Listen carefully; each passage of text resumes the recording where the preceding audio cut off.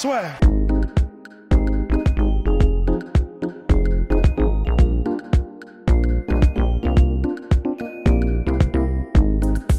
Bien, bonjour à toutes et à tous et bienvenue dans le podcast Lazio Triple Six. Nous sommes de retour pour répondre à vos questions. Bonjour Russ, bonjour Polydomso, comment allez-vous? Ça va très bien. Pareil. Non, parce que en fait, je suis en train de mater on s'en fout de ce que je vais dire, mais je vais quand même le dire. Ah. Je suis en train de mater une photo justement de Terry O'Quinn et elle est de tellement bonne qualité que j'ai envie de la télécharger pour aucune raison. c'est marrant, hein. Pour Ouais. aucune raison, oui. À d'autres. Bref, donc on répond à vos questions. Si vous nous regardez sur YouTube, eh ben, vous pouvez poser vos questions en commentaire. Sinon, si vous nous écoutez sur Spotify, Deezer, Apple Podcast, Google Podcast, Teacher et j'en passe, même SoundCloud d'ailleurs, eh bien vous pouvez nous poser des questions par mail podcast@lassure.com et sur Instagram @lassure. Bien messieurs, nous avons été bombardés de questions concernant l'UFC 249. Eh bien tous ceux qui nous ont envoyé des questions, nous allons vous donner une réponse, un pronostic. Hein, attention, c'est finalement, est-ce que les gars, vous pensez que l'UFC 249 va avoir lieu? Il y a quelqu'un qui avait même pris ses places pour l'UFC 249 et qui était hyper déçu parce qu'il disait, est-ce qu'on va être remboursé, tout ça. Heureusement, l'UFC a prévu le remboursement et oui, quand même, ils sont là. Alors, messieurs, Grand seigneur. Hein. Ouais. Vraiment. Dana White a prévenu. Il a dit, il a même réitéré que l'UFC allait se faire. Il a même dit à Brett Okamoto, notre confrère, et oui, Brett Okamoto d'ESPN, il lui a donc dit, alors attention, croyez-moi, Habib me demande tous les jours, envoyez l'emplacement, envoyez le lieu, eh bien je l'ai, c'est sûr, à 99,9%, le 18 avril, nous allons avoir ce combat. Alors les gars, là, on est à moins d'un mois de l'événement, est-ce que vous pensez que ça va se faire? Ça va être compliqué. En fait, j'ai presque du mal personnellement à me dire que ça va se faire parce qu'en fait, comme absolument tout depuis 2 semaines s'écroule petit à petit et tour à tour, j'ai du mal à me dire qu'il y a un truc aussi important que ça qui va réussir à rester dans les clous et qui va réussir à prendre forme et à jaillir comme ça. Donc, j'ai beaucoup de mal à y croire, mais c'est vrai que j'ai l'impression qu'il est en mission, Dana White. Jamais de sa vie, j'ai l'impression qu'il a eu un truc aussi important que ça. S'il y met toute sa bonne volonté, c'est vrai que il a quand même le bras suffisamment long pour pouvoir faire des choses. Voilà, il a dit 99,9%, donc prenons-le au mot. J'ai pas envie de me prononcer là-dessus. Franchement, j'ai pas envie de jinxer le bordel. Tu sais, c'est comme quand tes amis te disaient avant que tu ailles voir une nana, ouais, alors tu vas l'attraper et tout. Et donc toi, t'es genre, je suis pas sûr, peut-être. Bah là, j'ai pas envie de parler là-dessus parce que si je dis que ça va se faire, ça va à tous les coups pas se faire. Donc bon, voilà, ça ne se fera pas. Voilà ce que je veux dire. Non, moi, je pense aussi comme moi ce que ça va se faire parce que c'est vrai que quand Dana White en fait une affaire personnelle, parce qu'en fait là c'est clairement ça, hein, c'est juste un ego trip de Dana White qui se dit bon bah là ça y est, tout le monde s'est arrêté, j'ai envie de montrer, j'ai envie de faire un petit concours de beat avec le reste de la planète et de dire que moi, quand je dis qu'on va faire un événement, on va faire un événement. Et tous les médias me disent c'est inconscient, bah ils vont voir ce qui se passe. Après la question c'est, évidemment ça va se faire parce qu'il y a le potentiel Émirats Arabes Unis, là aussi apparemment il y aurait la probabilité que l'événement se fasse en Floride, parce que c'est ça aussi, hein, quand l'UFC se déplace, de toute façon, ils viennent avec tout leur staff. Et aujourd'hui, avec le coronavirus, je pense que c'est aussi plus simple pour eux d'organiser ça aux États-Unis. Surtout qu'apparemment, là, avec le spring break et tout, en Floride, c'est toujours la fête du slip. Attends, il y a le spring break en Floride, là? Le spring break continue, oui. Ouais, non, c'est pas vrai. Si, il y a quelques vidéos assez sympathiques. Cette version moderne de la roulette russe, quand même. Non, mais c'est clair. Non, mais qu'est-ce que c'est que ça? Non, mais sans déconner. Le spring break? Le truc où tout le monde se frotte à 50 contre 50, là? Exactement. That's what life is all about. Le truc qu'on a toujours rêvé de faire, mais qu'on ne pouvait pas faire parce qu'on est putain de Français. Quoi, parce qu'on est Français, ouais, c'est clair. Juste on avait les colonies de vacances et le club marsouin, quoi. Mais donc après, par contre, mine de rien, pour l'instant, c'est peut-être pour ça aussi que la Floride c'est possible actuellement, mais peut-être que d'ici quelques semaines, l'État ou même, ça suffit, l'État ou même le gouvernement américain aura pris des dispositions là-dessus. Mais après, bon, la question, c'est, ça va se faire. En plus, Dana White a précisé que quand ça va se faire, ça va être toute la carte. qui va bien Ah faire. ouais. Donc d'autant plus compliqué parce que tu as des mecs d'un peu partout. Mais c'est surtout la question qui se pose, c'est est-ce raisonnable? Parce que là, on voit mine de rien que le CIO, qui était quand même assez frileux à l'idée de reporter les JO, ont reporté les JO à 2021. Tous les événements, toutes les organisations de Ares au Bellator, en passant par le ONE FC, là, ça y est, ils sont en pause. Donc, est-ce que pour l'UFC, c'est raisonnable? Et surtout, est-ce que ça donne une bonne image de l'organisation? Parce que personnellement, j'ai pas l'impression que les gens ont la tête au MMA en ce moment. Bah, j'ai pas l'impression non plus. Mais c'est en fait, est-ce que c'est raisonnable? Je crois que clairement non. Enfin, je veux dire, c'est quand même un truc. Alors évidemment, il y aura pas de public, mais tu déplaces donc toute la team de builders, de logistique qui vont devoir donc monter tout ça, qui vont devoir se mettre les mains dans le cambouis et tout ça donc pendant la semaine de l'événement. Tu auras quelques médias, quelques membres des médias, tu auras aussi toutes les teams des combattants. Et tout ça rassemblé, ça fait quand même, je pense, en tout une centaine de personnes.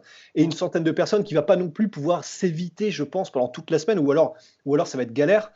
Donc c'est clair que le faire, ça multiplie clairement les risques de contamination des combattants. Et alors si tu commences à... En plus, ils ne testent pas, d'après ce que j'ai compris, les combattants. Donc c'est quand même... Et tu rajoutes par-dessus ça le cutting des combattants qui vont en plus, être au top leur système immunitaire. Sauf si tout le monde est systématiquement testé. Pour moi, le truc le plus, entre guillemets, raisonnable, ils font ça aux Émirats Arabes Unis, à Abu Dhabi. C'est justement Abu Dhabi qui régale, mais comme jamais. Et ils font un espèce de truc où tous les mecs sont testés au départ de leur pays, voyagent dans des jets privés ou des avions privatisés pour ça, et ensuite ils arrivent chacun dans leur propre villa et ils ne croisent absolument personne et tous les mecs qu'ils croisent ont aussi été testés au préalable. Bien évidemment, ça coûte une blinde, mais c'est le seul moyen de faire en sorte que justement il n'y ait pas de problème. Parce que il suffit qu'il y en ait un, et ça va faire comme dans les EHPAD actuellement où dès que tu as un mec qui chope, tout le monde. Non, mais c'est vrai, c'est même pas pour se moquer ou quoi, mais je veux dire. T'es confiné comme ça. Enfin, on sait. Oui, non, mais c'est sûr. Les Fight Week de l'UFC, pendant une semaine. Non, mais c'était un rire nerveux. Ouais, bah oui, non, mais évidemment. Donc, mais règlement de compte à l'EHPAD. Enfin, je sais pas. Non, mais en plus, c'est quoi? C'est Christian Estrosi, je crois, le maire de Nice, qui avait fait, je sais pas si vous avez vu, ça m'a fait. C'est horrible parce que, en gros, il a fait tout un tas de tweets sur quand il visitait les EHPAD, des trucs comme ça, et en fait, 2 jours plus tard, il s'est révélé qu'il avait le coronavirus. Oui, horrible. Mais c'est vrai que, ouais, mais le truc, c'est que l'UFC, donc forcément, ça va coûter une blinde, mais de toute manière, comme maintenant, c'est même plus l'UFC en fait, c'est Dana White qui va organiser l'événement. Enfin, là, vraiment, c'est l'empereur Cusco, quoi. Complètement. Dana White versus the world, quoi. Ouais. Ah non, mais vraiment. Mais ils sont obligés, mais honnêtement, ils sont obligés de prendre toutes les précautions possibles. Et Dana White l'a justement précisé, dit ils le font depuis toujours. Et là, ils vont être obligés de tester de façon légale parce que t'imagines en plus s'il se passe un truc où en gros l'émir d'Abu Dhabi est contaminé. Enfin, ça peut vraiment partir dans des. Ouais. Non, mais c'est sûr. Non, mais là, s'ils veulent l'organiser, ils vont devoir sortir, vraiment sortir des billets. Hein. Là, ils n'ont pas le choix. Complètement. Donc, mais le pire serait qu'un des combattants. Après, je pense qu'à mon avis, c'est là où Dana White a un peu peur de faire même l'UFC a un peu peur de faire les tests au coronavirus. C'est que s'ils testent tout le monde et que tu as genre Tony Ferguson ou Habib, il y a un des deux qui est positif, mais comme c'est des machines de guerre, là, on le voit assez sur les athlètes, ils sont très peu à ressentir les symptômes. Parce que les mecs ce sont des athlètes professionnels. Donc, je pense que ça va pas impacter le truc s'il y en a un des deux qui l'a, mais tu peux pas dire Habib a testé positif et on fait quand même l'UFC 249. Ah oui, non, parce que là, c'est clair que c'est un peu comme quand Alexander Emelianenko avait l'hépatite B. En gros, si jamais le mec te met une goutte de sang sur la peau, tu te transformes en dinosaure, tu vois. Donc là, c'est pareil. Là, c'est pareil. L'hépatite B de putain d'Alexander Emelianenko. Ouais, voilà. Ça attaque les métaux, quoi. Ouais, c'est ça. C'est l'équivalent de l'acide sulfurique, en fait. Vu que le mec est à moitié un démon, c'est pas totalement du sang, en fait. Mais là, c'est pareil. Si mettons que Habib ait le coronavirus, là, c'est même pas peut-être. Ils vont être au sol, ils vont peut-être être pendant 25 minutes à faire du grappling. C'est une évidence qu'il va y avoir des fluides échangés, tu vois. Donc, de toute façon, c'est clair que je pense qu'ils ont presque plus peur qu'autre chose. Mais encore une fois, si c'est pour ça qu'ils ne testent pas le coronavirus, en vrai, c'est criminel. Parce que, mettons que Khabib le chope, il le passe à Abdulmanap, même si c'est Abdulmanap et que c'est un mec qui est taillé dans du chêne. bah, il a quand même plus de 60 piges, tu vois. Donc en fait, Exactement. ça fait partie des trucs. On ne saura pas pourquoi il ne les teste pas pour l'instant, parce que moi j'ai compris qu'il ne les testait pas. Ah bah non, mais Mais oui, c'est parce que s'ils testent, ça va faire comme en NBA ou comme dans tous les autres sports. Tu vois, tu oui, fais la politique de l'autruche et tu dis on continue à huis clos. Dès que tu as un joueur qui est. Parce que tu sais que dès que tu as un joueur qui est positif, tu es obligé d'arrêter tout le oui, mais truc. dans ce cas-là, c'est irresponsable, totalement. C'est totalement irresponsable. Mec, Un en petit vrai, peu. Un petit... Ah oui, imagine, non, mais oui, oui, ah oui, gros, oui, s'il y a des complètement. gens qui en meurent, mais tu sais, dans l'entourage des combattants, des gens qui en meurent, tu vois. Non, complètement. C'est complètement à charge de l'UFC. Donc Dana White peut faire le fanfaron et dire si vous avez un problème, appelez-moi. Enfin, il l'a dit mot à mot. Il peut faire ça s'il veut, mais si à cause de cette non-mesure et qu'il n'y a pas de test au coronavirus sur les combattants, si quelqu'un dans l'entourage meurt, C'est clair. Cela dit, que ce ne serait pas une première fois. Bon, le coronavirus, c'est un peu spécial, mais le nombre de combattants qui ont combattu avec des staph infections ou des trucs Ouais, c'est et vrai. tout le monde le sait, on s'en tape alors que ça peut avoir des conséquences graves, hein, très très graves. Bon, peut-être pas c'est la vrai, mort, mais mais bon, Ah bah si, bah tu peux mourir, si. ouais, ouais, si, tu peux mourir. Mais ouais, c'est vrai bon, que là, c'est le contexte en fait qui me dérange un peu. C'est-à-dire que tout le monde est vraiment dans un état d'esprit de OK, on arrête de faire les cons parce que clairement, c'est dangereux, clairement, ça peut partir en couille.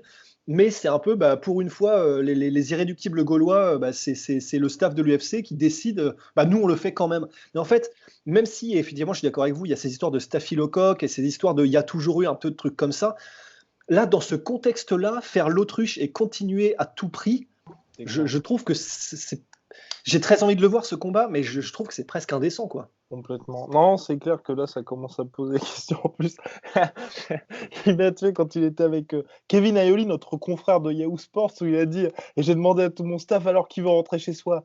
Tout le monde était non, on reste et tout. Non, mais J'imagine le mec qui a 2 gosses et tout. Ah, moi je veux bien. Bah, t'es viré. oui, non, mais c'est ça qu'il faut voir en fait. C'est pas Gladiator, hein, c'est juste que les mecs, bah, s'ils disent non, ils ont plus de boulot. Enfin, c'est clair. Non, mais enfin bref, donc on espère, si ça se fait, que l'UFC vraiment prendra toutes les précautions possibles, parce que clairement, s'il y a un fighter qui l'a, bah, vous pouvez être sûr que bah, déjà son adversaire, c'est mort, et puis ensuite tout le reste, parce que le MMA est un sport de contact, donc autant vous dire que, bah, pareil pour le staff et tout ça, voilà, affaire à suivre. En tout cas, on devrait avoir la réponse dans les prochains jours. Et même, et ce qui est intéressant, c'est que même Habib, bah, pour l'instant, Tony Ferguson, lui, on ne sait pas où il est, mais voilà, même Habib a l'air d'être inquiet de la situation, parce que là, tous les messages qu'il poste sur les réseaux sociaux, c'est vraiment, on veut, enfin, il est revenu, il est rentré au Daghestan, et il n'a pas de nouvelles de où est-ce que ça va se passer, quand est-ce que ça va se passer exactement, parce que même Dana White lui dit pas où c'est, et il s'inquiétait aussi justement de la perte de poids, parce que c'est vrai que quand il y a des combattants comme ça, les mecs vont pas commencer à faire leur cutting et à avoir leur régime drastique quand tu sais, t'es même pas sûr de faire le combat. Cela dit, là, je pense que ce serait, vu la situation exceptionnelle sous tous les angles dans laquelle on se trouve, ce serait peut-être le moment de faire une entorse au règlement de ce côté-là aussi et de dire le combat sera pour le titre lightweight, mais on fait ça En moins à de 60. 90. Non, mais on fait ça en je sais pas, du coup, c'est quoi, c'est 155, on fait ça à 170, tu vois, enfin 77 kilos au lieu de 71.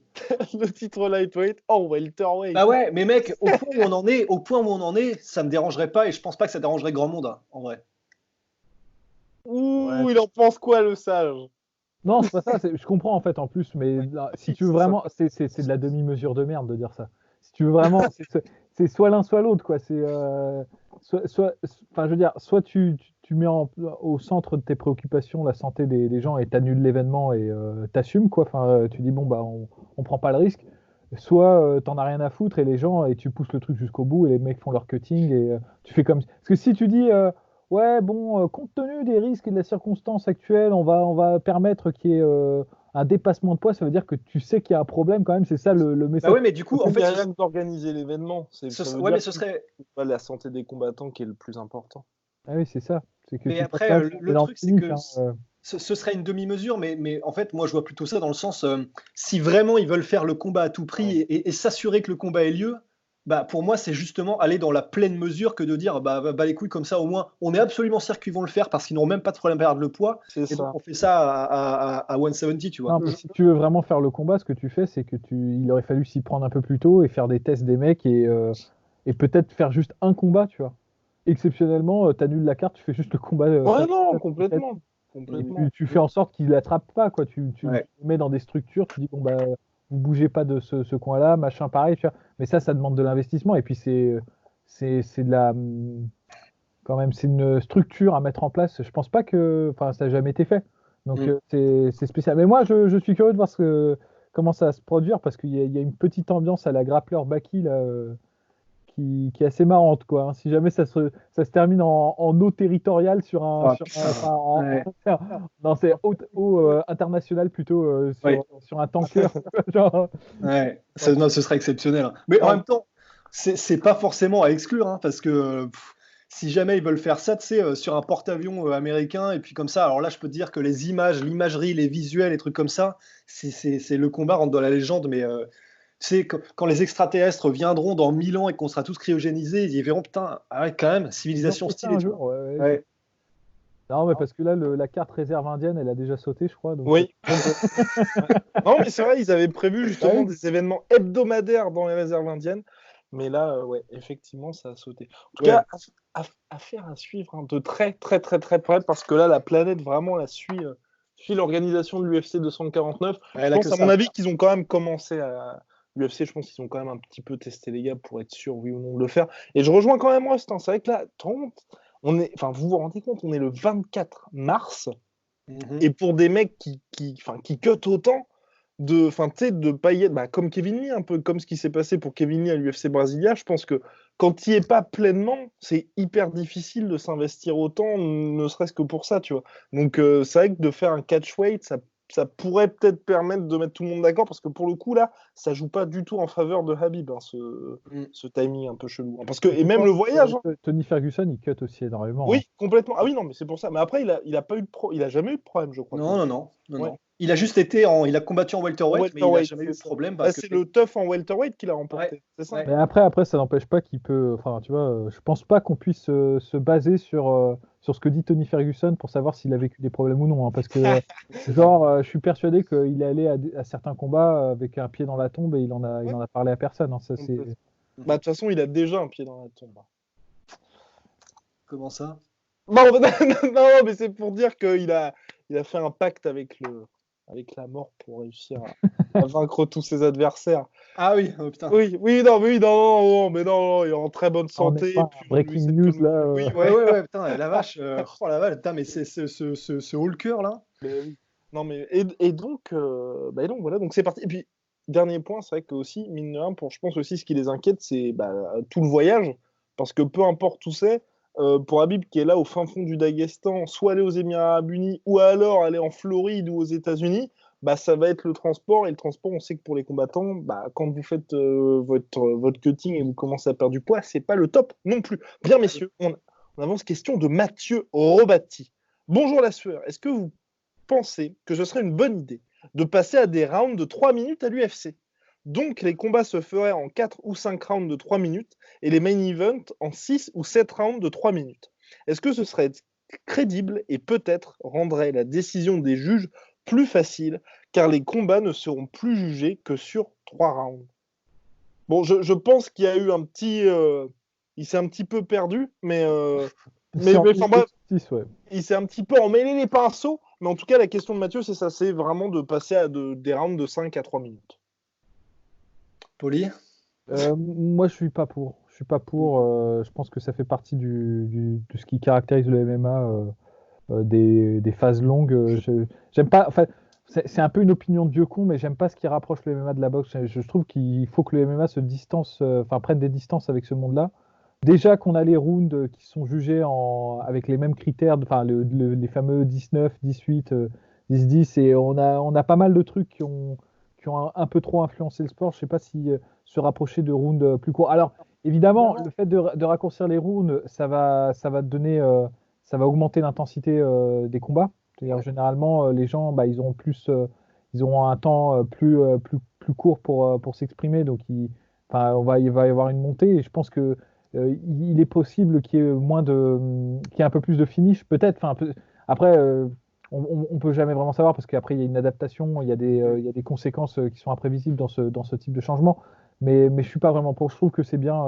5 minutes, c'est pas mal. Je vais même te donner le fond de ma pensée. J'aime beaucoup le format 10 minutes sur le premier round, 5 minutes sur le deuxième round qu'il y avait au Pride. Mais bon, après, c'est une opinion de vieux con, hein, parce que j'aime pas le changement, tu vois, c'est tout. Enfin, Ouais, mais même sans ça, je pense que c'est une opinion qui est aussi rationnelle par rapport au sport qu'est le MMA. Enfin, oui, ça augmenterait l'intensité d'avoir des rounds plus courts, mais d'un autre côté, enfin, clairement, du coup, tu avantages certaines personnes qui sont plutôt les strikers et plutôt. Parce qu'en réalité, enfin, si t'es un grappleur, mettons un mec qui fait du jiu-jitsu et que tu as quand même besoin d'installer ton jeu, d'attendrir un peu la viande avant de réussir à soumettre, tu as besoin de temps, tu as besoin de vraiment, t'as besoin de faire les choses en fait petit à petit et à ton rythme si nécessaire. Et c'est pour ça que personnellement, je suis non seulement d'accord, je préfère presque les rounds Pride 10-15, 10-5 ou alors pour les combats pour le titre 10-10-5, mais même je serais presque en faveur si on pouvait de pas de round du tout en fait pour le MMA, parce que c'est un sport qui est beaucoup plus Sur un terrain de basket. Ouais, non, bah, même pas. Ouais, mais ça, c'est l'idée de Joe Rogan. Même pas nécessairement, en fait, mais au moins, je préférais qu'il n'y ait pas de round du tout. Et limite, tu fais les 15 minutes directes ou les 20 Complètement. minutes directes. Et parce que voilà, c'est pas le combat ultime pour rien. Et il y a tellement de facettes à exprimer, et disons qui sont pas forcément transposables correctement sur un truc très intense que ouais, il vaudrait mieux, je pense, plutôt aller à l'inverse plutôt que raccourcir les rounds, à mon sens. Ouais. Oui, et puis surtout que les règles IMAF proposent déjà des rounds raccourcis de justement 3 En minutes. amateur, ouais. Exactement, et c'est en 3 fois 3 minutes. Certes, les règles avantagent les lutteurs, mais on peut voir que quand on regarde les combats amateurs, d'ailleurs vous pouvez les voir sur la chaîne YouTube de l'IMAF, c'est quand même énormément, toujours un petit peu, malheureusement, de lay on près. Donc, parce que justement, Ouais, du bah fait ouais. de ces 3 minutes, tu cherches juste à gagner le round, et puis comme, et il y a voilà, ça. les règles sont faites parce qu'il n'y a pas le droit au coup de coude, et je crois les coups de genoux aussi, il y a quelque Mm. chose d'assez particulier par rapport au coup de genou. Donc bref, ça favorise énormément les lutteurs. Donc c'est vrai que pour le spectacle, c'est peut-être aussi un petit peu... C'est ça que je disais dans le côté externalité, conséquences imprévues, c'est que de prime abord, tu me dis on raccourcit les rounds. Moi, ma première pensée, c'est de dire bah, ça va augmenter l'intensité parce que les mecs vont plus se donner, ils vont avoir moins peur. Parce que 5 minutes, il y a une énorme différence entre être actif 5 minutes et être actif 3 minutes. Mais le truc, c'est que ça peut être dans un premier temps. Et dans un second temps, on peut voir ce qui s'est passé avec la boxe anglaise, à savoir que ce qu'il faut, c'est gagner des rounds. Ouais. Absolument, donc moins te mettre en risque, adopter un jeu plus défensif. Et finalement, on perd quelque chose en fin de course, on perd en agressivité. Et donc peut-être qu'on va vers des gens qui auront une stratégie de lane près, de paralysie au sol et tout. Et moi, ça m'ennuie beaucoup parce que ça va forcément entraîner par engrenage d'autres interventions, d'autres trucs. C'est-à-dire que les arbitres, finalement, pour empêcher ça, vont prendre plus de réflexes pour relever les gens. Donc ça va Ça va fausser un être peu le haché, truc. quoi. Ouais. Ça va hacher le truc et ce sera plus la même chose. Donc, je Ouais. sais pas. Moi, je trouve que 5 minutes, c'est déjà pas mal. Je, j'ai un peu de mal, en fait, aussi avec la différence. Moi, il faudrait qu'on m'explique pourquoi on fait 5 fois 5 minutes pour les main events ou pour les combats pour le titre et 3 fois 5 minutes pour les autres combats. Je comprends que c'est des contraintes, on va dire télévisuelles, de diffusion et tout ça, mais bah, déjà, moi j'ai un peu de mal avec ça. Je trouve à niveau professionnel, on devrait à peu près tous faire le même nombre de rounds. S'il fallait changer, moi je dirais qu'il faut faire tous 5 fois 5, quoi. Mais bon, après, c'est compliqué après il y a moins de combats sur les cartes, mais ça pourrait répondre en fait à d'autres problématiques. Tu aurais peut-être moins besoin de stuffer les cartes et tout. Donc, Ouais. Mm. Ah raison, mon cher Polydamso. Nous avons une question de Stéphane qui est décidément déchaîné, puisqu'il a envoyé un message à 11h59, suivi d'un message à 13h30, message à 11h59. Je suis fan de vous, la sueur. Wow, vous pouvez organiser une soirée à Lyon pour le combat Habib Ferguson. Merci les gars, vous êtes géniaux, continuez comme ça. Je bien crois. à lui. Hein. Et à 13h30, il a envoyé 3 points d'interrogation. Alors je pense que Stéphane n'est pas au courant de ce qui se passe en ce moment. Mais où vit Stéphane exactement? Visiblement à Lyon, peut-être qu'à Lyon. Non, mais je veux dire, ouais, dans dans quel genre de souterrain? Oui, bref. Pour l'instant, Stéphane, hein, il y a une pandémie mondiale, donc c'est un petit peu compliqué là en ce moment de pouvoir organiser des soirées ou des événements ou même des rassemblements. Et dès que ce sera bien évidemment réglé, que tout ira pour le mieux, pour toi, tes proches, pour tout le monde, et oui, la vie reprendra son cours et peut-être qu'on pourra faire des soirées. Mais pour l'instant, on reste chez nous. Voilà, c'est très important et vous aussi restez chez vous. Je pense qu'on est d'accord là-dessus, messieurs. Ouais. Ah bah, absolument. Non, on va faire une soirée. Bon, alors question d'Alix. Alix Mathurin 5. Salut les mecs! Je tiens à vous remercier sincèrement pour toutes ces vidéos en ces temps difficiles. Point, sincèrement. Oh la vache, ça c'est beau. Ça fait plaisir. Alors, question maintenant de Kylian DNF. Salut les gars, la question que je veux vous poser est la suivante. Pensez-vous que Cédric Doumbé peut devenir champion de l'UFC? Ouh, hot take. Sachant que Cédric Doumbé donc, est toujours champion du Glory en welterweight, il devait affronter Murtel Gronart le 28 mars prochain. Bien évidemment, que du coronavirus, le combat est reporté à une date ultérieure. Et Cédric Doumbé a commencé donc, à s'entraîner en MMA depuis maintenant 2 ans. Et il s'entraîne à AKA en Californie. Voilà, messieurs. Ben, devenir champion, en fait, je pense pas qu'on puisse en dire grand-chose. Parce que... welterweight aussi. Parce que sa volonté, pour l'instant, c'est de rester en welterweight. Ouais, et pour moi, on peut, à mon sens, en tout cas, je ne peux pas dire ni oui ni non, parce que il faudrait le voir au moins dans un combat pour voir ce qu'il peut donner. Là, pour l'instant, on n'a tellement aucune information sur son niveau réel en MMA, disons, que c'est difficile d'en tirer des conclusions. Après, ce qui est sûr, c'est que il est à un niveau exceptionnel, mais vraiment exceptionnel en kickboxing. En plus, il a fait ça en étant à moitié autodidacte. Donc, c'est quand même quelqu'un qui a des facultés d'apprentissage, en plus d'avoir des facultés athlétiques qui sont hallucinantes. Donc, des gars comme ça, tu les mets dans n'importe quel sport, de toute façon, il y a des chances qu'ils excellent. Et en plus, si tu les mets dans des camps comme AKA, qui sont très, très lourds sur la lutte et qui sont très complets, et en plus avec vraiment des sparring partners de qualité, bon, là, tu mets toutes les chances de ton côté. Donc, champion UFC, je pense que c'est compliqué, on n'en sait rien. Potentiellement, il peut aller à un très très gros niveau, disons, dans la théorie en MMA. Mais champion, je pense que c'est compliqué pour l'instant de dire quoi que ce soit dessus. Pas mieux.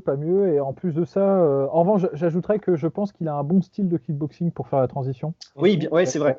Il bouge beaucoup, il est passé de point fight. Alors, c'est marrant parce qu'il y a eu des phases dans sa carrière avant d'aller au Glory, il mettait KO tout le monde, mais c'est parce qu'en fait, il n'y avait pas la même opposition en fait, qu'il y a eu au Glory. Au Glory, il est passé par une phase où il gagnait plus au niveau des points et de sa technique et de sa mobilité. Donc sa mobilité, c'est un énorme plus pour le MMA. Je pense qu'il a un très bon footwork et il a des bons mouvements défensifs. Et en plus, depuis quelques temps, depuis qu'il s'est vraiment pour le coup professionnalisé et qu'il a vraiment fait un travail physique, il a de la foudre dans les poings, quoi. Il a retrouvé enfin, il l'avait pas perdu, mais je veux dire, il a professionnalisé son pouvoir de KO, si je peux dire. Et je trouve qu'il a une bonne technique enfin, il a le bon style pour faire la transition. C'est pas, il y a des mecs, tu sens que, tu vois, genre par exemple Ernesto, je pense pas qu'il aurait pu faire une très bonne transition en MMA, même si c'est probablement un des meilleurs kickboxers de tous les temps.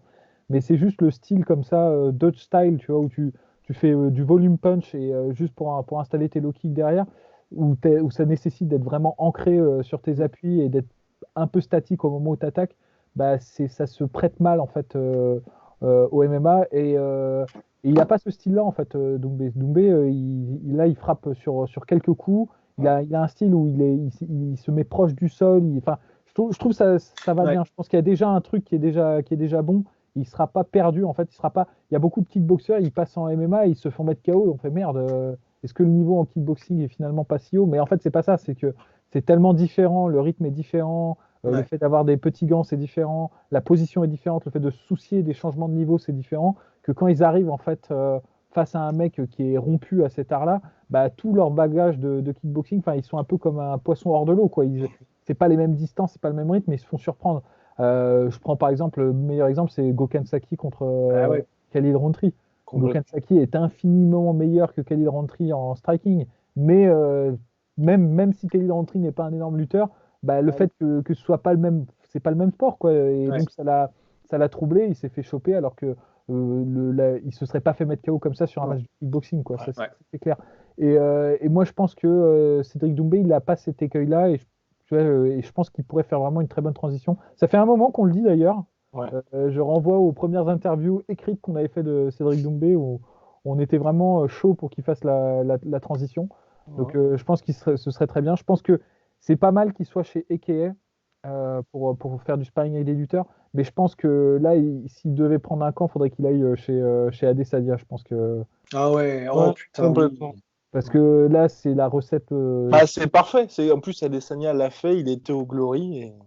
Ouais, et puis c'est vrai Ouais, qu'au niveau du style et tout, ça se prête parfaitement, quoi. rajouter le travail de feinte là, de. Comment il s'appelle l'entraîneur d'Adesanya? Eugene Berman. Eugene Berman. Ce serait un Ouais, énorme plus c'est pour lui. clair. Putain, mais tellement.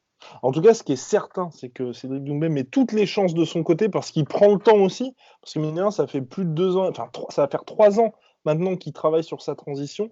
Après, et c'est là, en fait, on va dire, je pense qu'on va très vite savoir en fait si il a ce potentiel-là, c'est que il veut pas passer par des étapes intermédiaires comme l'a fait Adesanya. Où en gros, il avait sa carrière de kickboxer, en même temps, il était dans des organisations régionales. Cédric Doumbé, il veut directement signer à l'UFC pour être le premier champion du Glory et de l'UFC. Donc l'avantage de ce truc-là, c'est que directement quand il va aller à l'UFC, surtout qu'on sait que l'UFC, quand il y a des champions d'autres organisations qui arrivent, ils veulent tout de suite les tester. Bah voilà, je pense qu'en l'espace d'un ou deux combats, on saura très rapidement si c'est bon ou pas. Mais après, c'est énormément risqué quand même, hein, parce que d'arriver à faire son premier combat de MMA à l'UFC. Ouais, en vrai, Mais si ça passe, alors là, c'est tu ouais, mais c'est Non, mais il y a, il y compliqué. a- il y a- il y a ta moyen carte qu'il de lui fasse, légende. parce que je pense pas que c'est dans l'intérêt de l'UFC de cartonner un mec comme Doumbé. C'est-à-dire ils peuvent, avec la légalisation du MMA en France, ils peuvent en faire une tête de proue. Donc je pense que honnêtement, s'il fait ce qu'il a dit, qu'il passe directement à l'UFC, la catégorie welterweight, elle est suffisamment riche pour trouver pas mal de match-up favorables pour lui en fait dans un premier temps, histoire qu'il fasse ses armes. Moi, je pense que c'est pas si inquiétant que ça, quoi. Bah, je sais pas, parce que enfin, la façon dont je le vois, c'est même s'il y a des match-ups favorables, et c'est vrai qu'ils ont un roster qui est tellement énorme qu'ils peuvent trouver des mecs qui sont voilà, en gros dans le top 50, parce que je crois que c'est à peu près le nombre de combattants qu'ils ont dans les plus grosses KT. Le problème, c'est que du coup, mettons qu'il fasse un combat, il le gagne de façon étincelante, un Ouais. deuxième combat de façon étincelante, et bah direct, on le met contre un top 10. Et là, c'est chaud, quoi. C'est pour ça que je préférerais qu'il commence dans un pool de combattants où même s'il gagne de façon éclatante, bah, il va rencontrer le champion de l'organisation polonaise ou je sais pas trop quoi. Et c'est du bon niveau, mais au moins, voilà, tu tapes pas des Robbie Lawler sur ton troisième combat, quoi. Ouais. Et puis même aujourd'hui, l'avantage, c'est que justement, comme l'a très bien dit Polydomso, avec la légalisation du MMA, il peut, Cédric Doumbé, très bien, enfin pas créer une organisation, mais dans une organisation mineure et remplir le Zénith pour son premier combat en C'est France sûr, c'est et sûr. se faire littéralement, enfin un très très gros salaire en comparaison avec les 10 000 plus 10 000, un peu plus parce que c'est quand même Cédric Ouais. Doumbé, donc on va dire 20 000 plus 20 000 qui touchera l'UFC. On va passer à une question de Mathieu. Mathieu, qui nous demande: Salut l'équipe, j'espère que vous allez bien. Je vous remercie pour vos vidéos qui me permettent de m'évader pendant ce confinement, mais surtout dans mon quotidien. Oh là là. Oh. Oh, vivement qu'on se fasse insulter, les gars. Alors, ma question est celle-ci. Pour les futurs grands que sont Sean O'Malley et notre Cyril National, les voyez-vous champions ou top 3? Sinon, contre qui pensez-vous qu'ils peuvent perdre? Personne ou style les contraignant à la défaite?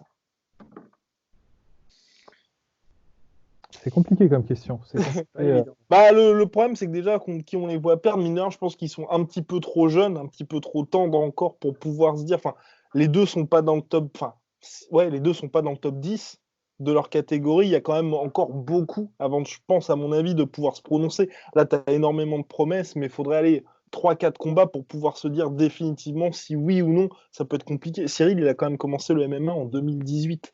Donc, forcément, là, on va dire, ok, bah, c'est le seul qui est un peu compliqué, mais il a mis un heel hook lors de son avant-dernier combat. Donc, Ah non, il a gagné, je crois que c'est la moitié de ses combats par soumission, un truc comme ça. non, les deux premiers à l'UFC, parce qu'il est quoi? Il a 6-0, les deux premiers à l'UFC par soumission. Ouais, peut-être, mon cher Ross, peut-être. Ouais. Mais en tout cas, il a aligné des soumissions. Et ouais, c'est vrai que c'est compliqué de se prononcer. Après, pour Cyril, en fait, l'avantage, c'est qu'il est en poids lourd et C'est ça. que il est tellement, tellement en avance au niveau du striking en poids lourd déjà, et au niveau des déplacements, au niveau de l'utilisation de son corps debout, etc., que ben, déjà, on peut déjà d'ores et déjà dire qu'il a ce qu'il faut, en tout cas, pour vraiment prétendre au titre, hein, tout Et simplement. surtout, où il faut, oui, complètement. Non, Absolument. mais Non, allez-y, je pense que la question est beaucoup plus compliquée pour Sean O'Malley parce qu'il Ouais. il évolue dans des catégories, il y a beaucoup plus de gens et la compétition est quand même plus élevée. Moi, je regrette finalement qu'il n'y ait pas eu le match Cyril Gane Abdullarikov. J'ai pas envie d'écorcher. Abdouragimov. Abdouragimov, Ouais. Shamil, qui est reporté donc à l'UFC 200, si tout se passe bien, UFC 200, enfin International Fight Week au mois de juillet à Las Vegas, mon cher. Ça, c'est bien. Moi, je trouve qu'ils font une bonne progression avec Cyril Gane parce que Ouais. Complètement. c'est une bonne, c'est une bonne étape en fait. C'est suffisamment compétitif pour voir ce qu'il a vraiment dans l'estomac, mais c'est pas non plus un gros stop quoi. Ils lui ont pas mis Shane Carwin, Ouais. un truc comme ça, tu vois, genre un mec Non, c'est clair. ou tu sais, ils lui ont pas mis Curtis Blade. Ça aurait été le, tu vois, moi un mec qui je pense peut C'est battre ça. Cyril Gane, là Ouais. aujourd'hui si on fait le combat, c'est Curtis Blade. Ouais.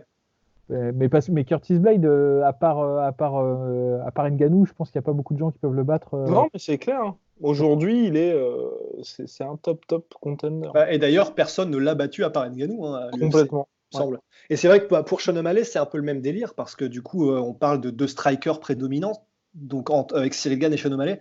Et pour O'Malley, c'est un peu pareil. Alors, cela dit, ce qui me fait plaisir, c'est qu'il a dit, alors évidemment, ça peut encore une fois être du marketing parce qu'il faut qu'il le dise pour rassurer, mais il a quand même dit que pendant les 2 ans là qu'il a passé, C'est ça.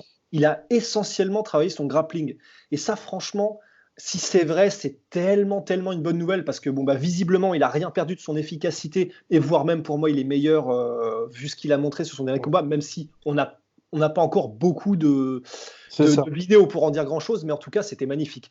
Mais voilà, encore une fois, c'est vrai qu'un mec comme Sean O'Malley, qui est encore une fois, voilà, il est très bon dans la gestion des distances, il est très grand, il est longiligne.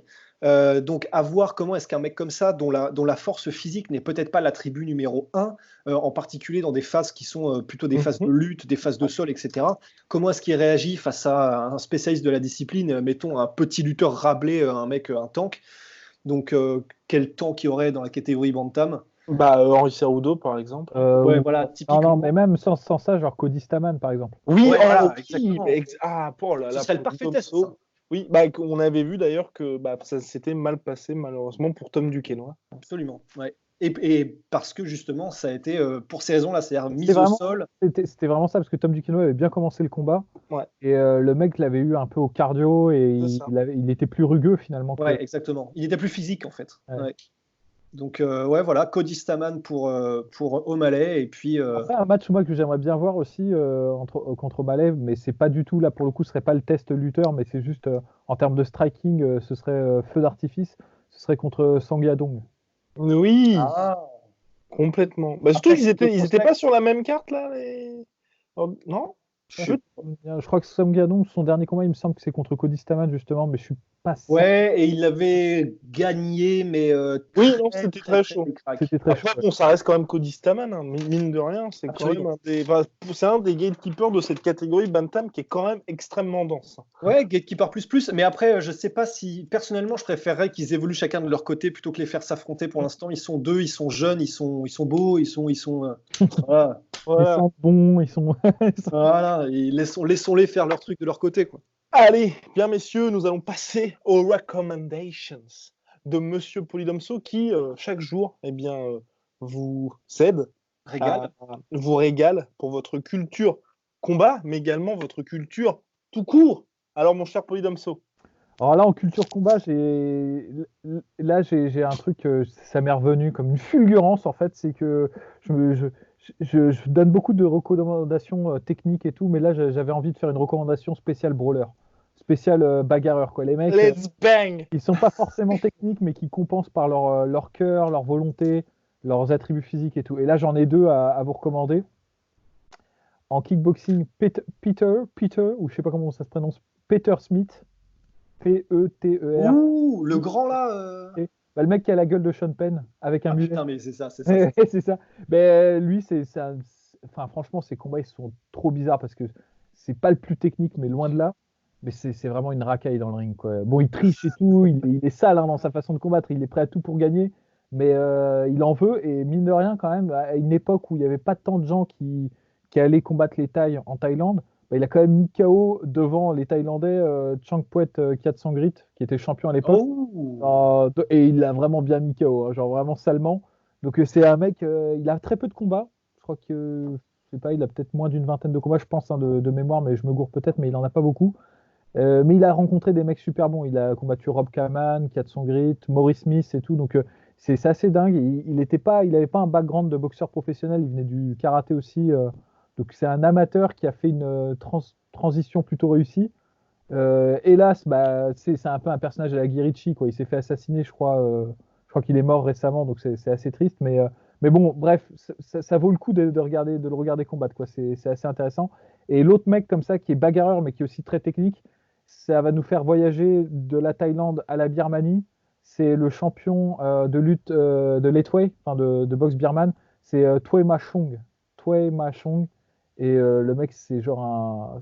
Bah, j'ai pas de mots pour définir, quoi. C'est un moulin d'agression. Bah, de toute Surtout en, façon, c'est du laitware. Donc, bah voilà, en plus, lui, les clinches, les phases de clinch où il prend les mecs pour leur mettre des coups de tête et tout, enfin, c'est assez incroyable. Et en fait, un peu à la manière d'un Senchai, mais en mode Doom, quoi, en mode hardcore. C'est-à-dire Senchai, parce que en au niveau mode de la tout. technique, il trouve plus personne, donc il combat des mecs plus forts, plus lourds que lui. Bah, lui, c'est pareil, en lightweight, il trouvait plus personne et il a combattu des mecs qui faisaient 10 kilos de plus que lui et tout. Tellement. Ah, mais oui, mais c'est très compliqué hein, d'ailleurs en laitware. C'est ce que Dave Leduc disait. Même dans sa catégorie, ils sont obligés de chercher des gars dans le MMA parce que bah, très rapidement, en fait, t'as pas grand monde qui fait Ouais. du laitware en plus à haut niveau. Bon, bah voilà, hein, forcément, Non, mais ça vaut tu le vas coup. trouver Bon, les après, mecs. les vidéos sont dégueulasses, hein. La qualité des vidéos sont dégueulasses, donc faut passer outre ça. Mais donc je recommande hein, Peter Smith et du coup Tway Machong. Alors, qu'est-ce qu'on regarde comme film, mon cher Et Prudence? film, alors, j'ai recommandé, je pense, plutôt des bons films, mais tu sais que c'est un bon niveau. Là, je vais recommander plutôt des séries B qui tâchent, mais qui sont jouissifs à regarder. Tu vois. Bon, c'est clair, c'est pas ouf, c'est pas du Scorsese, c'est pas du Orson Welles, on est très très loin en dessous. Mais moi, j'aime bien les mecs qui ont du cœur, qui veulent montrer des trucs et qui s'amusent aussi quand ils font des films. Ils sont pas genre, putain, faut que je ramène le bifton et faut que je fasse. Et donc, j'en ai deux comme ça qui sont pas terribles, mais qui sont quand même jouissifs à regarder. J'ai Predator 2. Le premier, c'est un chef-d'œuvre. Le premier de McTiernan, Complètement. il défonce. Mais le deuxième, franchement, il est pas dégueu. Avec Danny Glover et tout, ça passe, quoi. Ça passe. Ouais, ça passe, ouais. Mec, il y a des bonnes scènes dedans. Tu vois, Oui, genre, non, il y a la dernière scène de course-poursuite qui passe par les taux, où les mecs ils défoncent les murs et tout. non, mais oui. Bah, Bah, stop, ça dit, même le dernier, moi, je l'ai bien aimé. Alors que. le truc de Ouais. Robert Rodriguez. Mais Ouais. oui, Non, pas de Robert. Il y a eu celui de Robert Rodriguez qui était un peu flingué, mais là, le ouais. dernier qui est sorti. Ah non, Ah, ouais, de Shane Black, ouais. Ouais, exactement. mais produit non fini. Mais oui, Oui, complètement. Ouais. mais ouais, mais j'avais bien aimé aussi, mais produit non fini. Et donc le deuxième, alors là, on est vraiment dans la série Z, vraiment déglingué, mais Allez. c'est pour mes cancres, hein. C'est vraiment pour les mecs qui dorment au fond de la classe, là. C'est On voit. The Tournament, mec. Oh, The Tournament, ça me avec, je dit crois rien. qu'il y a. Qui c'est le mec qui joue dans Undisputed? Boyka. Ah, putain, Scott Atkins. Il y a Scott Adkins dedans. Bon, ça vous donne le niveau du film, hein. T'es juste Le au-dessus direct de ou Universal. DVD, là. Ouais, Ouais. c'est un direct ou DVD. Alors, c'est tout nul. Le pitch de base, c'est tous les tueurs à gages de la planète qui se réunissent à Londres pour faire un tournoi pour savoir qui est le meilleur tueur à gages. Ils s'entretuent tous. Ah, mais Et c'est pas le pitch de John Wick, ça. John Wick, pardon. John Wick. ouais, mais John c'était Wick. avant John Wick. Et bon, c'est sans les biftons, hein, quand même, hein, c'est pas le même budget, quoi. Et donc, parmi cette bande de tueurs, alors il y a des assassins de tous les coins du monde. D'ailleurs, l'assassin français, c'est assez stylé. Je crois que c'est le créateur du parcours Ah, David Bell. qui est venu. Non, pas David Bell, Thomas Coulant, je crois que c'est ça son nom, je suis pas sûr. J'ai pas envie de. C'est celui qui joue dans James Bond Casino Royale, la première course. Oui, ok, d'accord. Et bon, passer de Casino Royale à The Tournament, ça fait un peu chier, mais bon, hein, on va pas juger, quoi. Il y a un mec qui est par erreur pris dans ce jeu, une espèce d'innocent, de victime collatérale. Et donc, franchement, bon, le film est pourri, mais pourri jouissif, quoi. Pourri marrant, quoi. Et donc, je le recommande. Bien, bien, nous venons de perdre la plupart de nos subscribers. Non, et donc le conseil sportif du jour, c'est un entraînement de Chris Weinman. Whiteman. Oui, de Chris Weinman. J'ai pratiqué ça aujourd'hui. Je recommande mon cher Rust. Simple mais efficace. Donc 10 secondes de pause après chaque série. Donc vous faites 8 fois 20 de pompe, 8 fois 20 de squat sauté, 8 fois 20 de bent over rows. Donc en gros, c'est quand vous tirez l'haltère comme ça, 20 à chaque bras. Et ensuite 8 fois 20 d'abdos. Et donc ça fait en gros, vous faites ça en 30 minutes à peu près. Et ça s'enchaîne bien. C'est simple mais efficace. Donc je recommande voilà, le workout de Chris Weidman. Comme quoi, hein, toujours vivant, toujours debout, l'ami Chris. Bien. Si vous faites le workout de Chris Weidman, il y a des chances que vous perdez votre menton aussi. On ne sait pas trop expliquer pourquoi. La science ne l'explique pas. Attends, c'est... Alors, par exemple, pour les pompes, tu fais 20 pompes, tu attends 10 secondes, tu refais 20 pompes. Exactement. Donc, t'enchaînes, si je ne m'abuse, 160 ouais. pompes en l'espace de quelques minutes. Complètement, mon cher Rust. Attends, mais est-ce que 10 secondes entre chaque série de 20 pompes, ça me paraît quand même compliqué, là. Mais pourtant, je l'ai fait, mon cher Rust. Ah ouais? Pourtant, je l'ai fait. Donc, Parce que nous, on faisait la spéciale David Goggins où tu Et oui, exactement. Et j'étais moi-même surpris, en fait. Parce qu'au début, ouais. je me suis dit, je vais clamser. Mais en gros, le plus dur, c'est justement ça. Et c'est peut-être pour ça qu'il fait ça en premier. C'est qu'en gros, les séries de pompes, c'est là que ça te tue. Et après, tout le reste, c'est cool. Enfin, en soi. T'es anesthésié, quoi. Exactement. C'est pas, le reste n'est pas très compliqué. D'ailleurs, c'est pour ça que j'ai dit des squats sautés. Parce que à la base, c'est des squats normaux. Mais c'est un peu simple d'en faire 20, tu vois. Ensuite, t'arrêter 10 secondes. Donc moi, j'ai fait des squats sautés. Donc vraiment, à part les pompes où tu es clairement en PLS à partir de la 5e série, mais tu vois, c'est ça. Tu fais 5 séries, il t'en reste plus que 3. Donc mentalement, tu te dis, t'as presque fini. Donc non, vraiment, franchement, je recommande. Très bon, hein. Je recommande les workouts de Chrisou. Bien, messieurs, eh bien, à la prochaine.